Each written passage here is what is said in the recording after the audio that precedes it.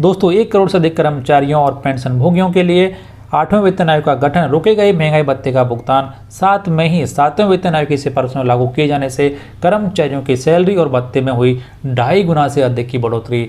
15वें वित्त आयोग की रिपोर्ट में हुआ बड़ा खुलासा। जी हाँ दोस्तों, एक बड़ी ही महत्वपूर्ण जानकारी केंद्र सरकार के कर्मचारियों और पेंशन भोगियों के लिए। तो यहाँ पर आपको बताना चाहेंगे कि 15वें वित्त आयोग ने अपनी रिपोर्ट सरकार को सौंप दी है और इस रिपोर्ट में कर्मचारियों और पेंशन भोगियों के लिए भी कुछ अच्छी सिफारिशें यहाँ पर की गई हैं और 7वें वेतन आयोग लागू होने की वजह से कर्मचारियों को कितना फायदा हुआ है इसका जिक्र भी इस रिपोर्ट में किया गया है। इसके अलावा 8वें वेतन आयोग का गठन किया जाएगा या फिर नहीं किया जाएगा, कर्मचारियों और पेंशनर्स को रोके गए महंगाई भत्ते का भुगतान भी किया जाएगा या फिर नहीं किया जाएगा, इसके बारे में भी सिफारिश यहाँ पर की गई है। तो ये वीडियो हर एक सरकारी कर्मचारी और पेंशनर्स को लास्ट तक जरूर देखना चाहिए।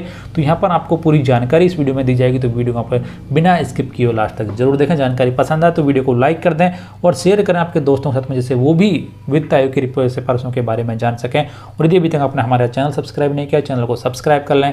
कर्मचारियों और पेंशन भोगियों से जुड़ी हुई हर एक ताज़ा और ऑथेंटिक अपडेट सबसे पहले जानने के लिए दोस्तों यहाँ पर आपको बताना चाहेंगे कि 15वें वित्त आयोग की जो रिपोर्ट यहाँ पर सबमिट की गई है उसका चैप्टर नंबर 3 और 4 कर्मचारियों और पेंशन भोगियों से जुड़ा हुआ है। तो यहाँ पर सबसे पहले आपको बताया जाएगा चैप्टर नंबर 3 के बारे में और उसके बाद में हम चर्चा करने वाले हैं चैप्टर नंबर 4 के बारे में।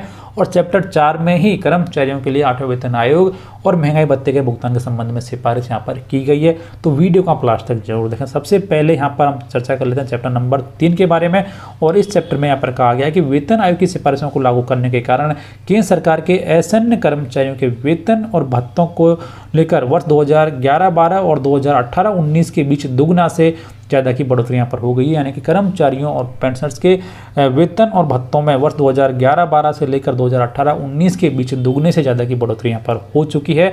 क्योंकि यहाँ पर जो वेतन भत्ते 2011-12 में 95,984 करोड़ रुपए थे, वो यहाँ पर बढ़कर हो चुके हैं 2.11 लाख करोड़ रुपए। हालांकि जीडीपी के अनुपात के रूप में यह व्यय इस अवधि के दौरान 1% और 1.2% के दायरे में था, मगर वेतन आयोग की सिफारिशों को लागू करने के कारण यह वर्ष 2015-16 में 1% से बढ़कर वर्ष 2016-17 में 1.2% हो गया था।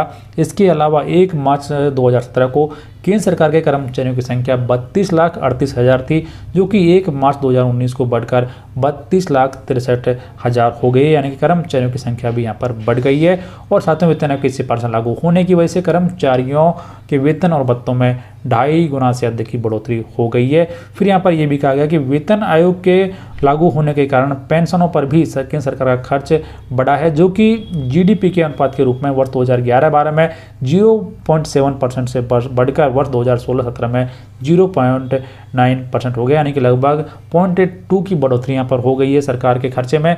और इसमें नई पेंशन योजना के तहत केंद्र सरकार का योगदान भी शामिल है, क्योंकि केंद्र सरकार ने एनपीएस में अपना योगदान 10% से बढ़ाकर 14% कर दिया है। हालांकि कर्मचारियों का योगदान इसमें 10% ही रखा है। इसकी वजह से भी केंद्र सरकार का खर्चा यहाँ पर पेंशन भुगतान को लेकर बढ़ा है, जो कि यहाँ पर कहा गया कि जो एनपीएस में योगदान है वो कुल व्यय में 2.4% है। और यह उम्मीद यहाँ पर की जाती है कि वर्ष 2021-22 में यह खर्चा लगभग 0.9% पर स्थिर रहेगा। यानी कि जो पेंशन पर सरकार का खर्चा है वो टोटल जीडीपी का लगभग 0.9% यहाँ पर रहेगा। फिर यहाँ पर जो पैरा नंबर 3.86 है उसमें कहा गया है कि वेतन, पेंशन और ब्याज भुगतानों पर कुल मिलाकर जो खर्चा है वो वर्ष 2011-12 में जीडीपी का 4.9% था, जो कि वर्ष 2018-19 में बढ़कर जीडीपी का 5% हो गया था।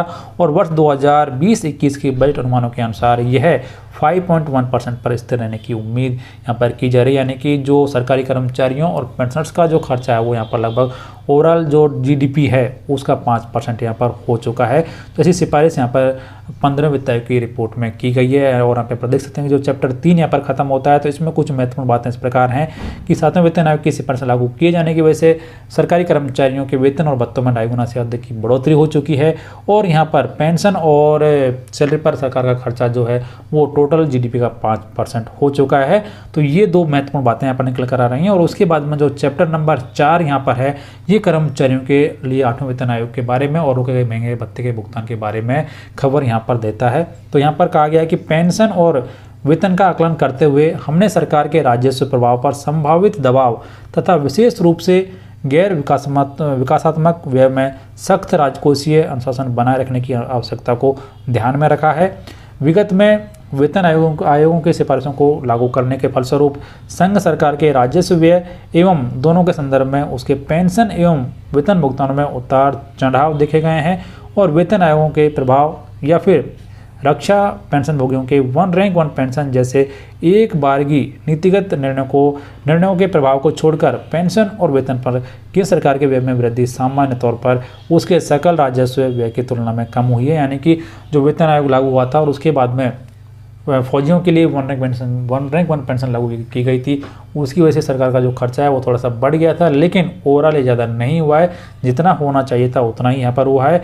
तो ये सी सिफारिश यहाँ पर की गई है। और उसके बाद में यहाँ पर कहा गया है कि वर्ष 2021 से लेकर 2016 की अवधि में कोई अन्य वेतन आयोग की सिफारिशें या फिर पेंशन एवं वेतनमानों में सामान्य महंगाई भत्ता और वेतन वृद्धियों को छोड़कर भारी बढ़ोतरी होने की उम्मीद नहीं की जाती है।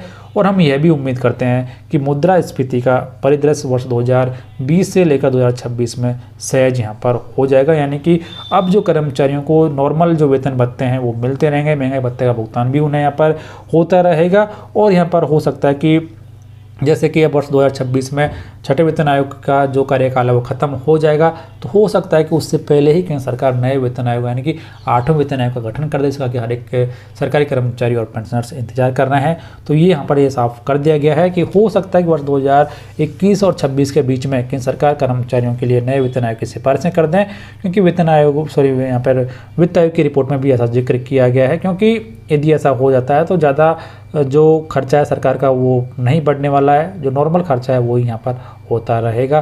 फिलहाल ये बड़ी महत्वपूर्ण जानकारी यहाँ पर निकल कर आ रही है कर्मचारियों और पेंशनर्स को मिलने वाले वेतन आयोग और महंगाई भत्ते के संबंध में, कि अब यहाँ पर वित्त आयोग ने भी कर्मचारियों और पेंशनर्स के लिए सिफारिश की है कि कर्मचारियों को जो नॉर्मल वेतन भत्ते हैं वो मिलते रहेंगे और इसका असर सरकार पर भी ज़्यादा नहीं पड़ने वाला है, क्योंकि जो जीएसटी का कलेक्शन है वो भी बढ़ गया है और कर्मचारी और पेंशनभोगी भी इस उम्मीद में है कि जल्दी ही उन्हें रोके गए महंगाई भत्ते का भुगतान किया जाएगा। तो फिलहाल ये बड़ी ही महत्वपूर्ण जानकारी 1 करोड़ से अधिक कर्मचारियों और पेंशनभोगियों के लिए। तो आप सभी को ये वीडियो देखने के लिए बहुत बहुत धन्यवाद।